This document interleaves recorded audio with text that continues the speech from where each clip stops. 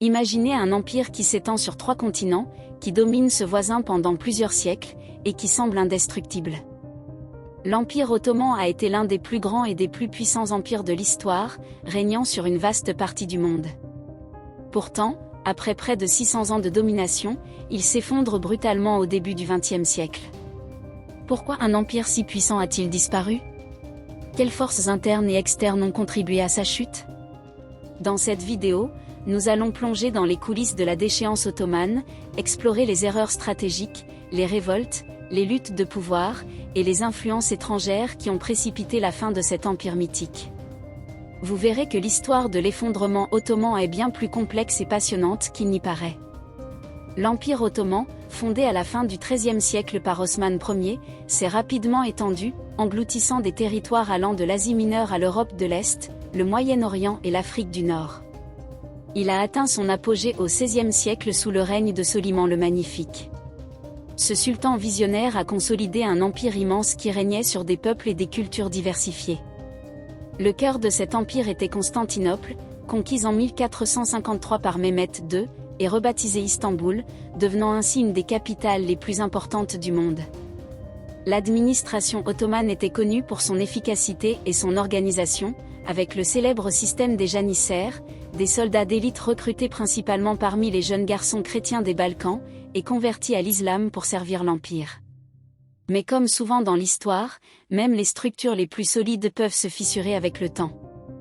Un des tournants majeurs de l'histoire ottomane est sans doute la bataille de Vienne en 1683. À cette époque, l'Empire s'étendait jusqu'en Europe centrale, et les Ottomans étaient aux portes de Vienne, espérant conquérir la ville pour renforcer leur emprise sur l'Europe. Cependant, la bataille tourne à la catastrophe pour les Ottomans.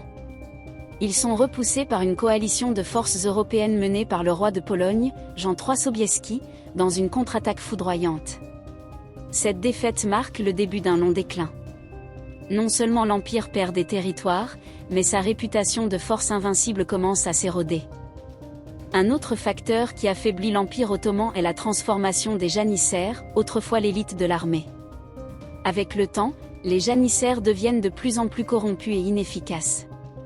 Alors qu'ils étaient autrefois des guerriers redoutés et loyaux au sultan, ils se transforment progressivement en une classe de privilégiés réclamant plus de pouvoir et de privilèges. Ils se mêlent de politique, provoquent des révoltes internes, et finissent par devenir un fardeau pour l'Empire.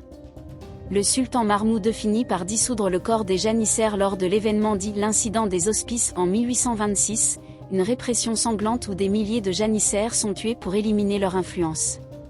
Si cela permet de renforcer momentanément le pouvoir du sultan, cela montre aussi l'instabilité et la violence qui règnent au sein de l'Empire. Au XIXe siècle, un autre facteur crucial du déclin ottoman est l'émergence des mouvements nationalistes dans les Balkans et ailleurs. Des peuples sous domination ottomane, inspirés par les idées de la Révolution française et la montée des sentiments nationaux en Europe, commencent à se rebeller. La révolution grecque de 1821, soutenue par les puissances européennes, en particulier la France, la Grande-Bretagne et la Russie, est l'un des exemples les plus emblématiques. L'indépendance de la Grèce en 1830 est un coup dur pour les Ottomans.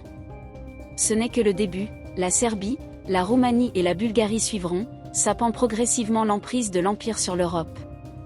Les pertes territoriales ne sont pas seulement un problème de prestige, elles affaiblissent aussi l'Empire économiquement, car ces régions étaient des sources importantes de ressources et de main-d'œuvre. L'Empire ottoman devient alors une proie facile pour les ambitions des puissances européennes, notamment la Russie.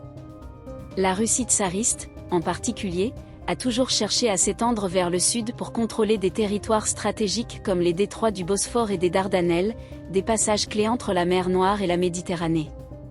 Plusieurs guerres éclatent entre les Ottomans et les Russes au cours du XIXe siècle, notamment la guerre de Crimée, 1853-1856, où les Ottomans ne doivent leur survie qu'à l'intervention de la France et du Royaume-Uni, qui craignent l'expansion russe.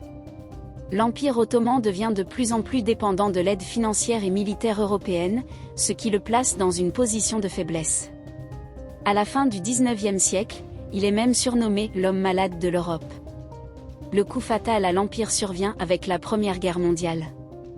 Les Ottomans s'allient aux empires centraux, c'est-à-dire l'Allemagne et l'Autriche-Hongrie. Cependant, Après plusieurs défaites militaires contre les Alliés, l'Empire est disloqué. En 1919, le traité de Sèvres démantèle l'Empire ottoman, attribuant la plupart de ses territoires aux puissances victorieuses. Le cœur de l'Empire, la Turquie actuelle, est alors menacé de perdre même Istanbul. C'est ici que Mustafa Kemal, futur Atatürk, entre en scène. En 1920, il mène une guerre d'indépendance pour sauver la Turquie moderne et met fin à la dynastie ottomane, fondant la République turque en 1923. Une anecdote méconnue concerne la fameuse bataille des Dardanelles en 1915, lors de la Première Guerre mondiale.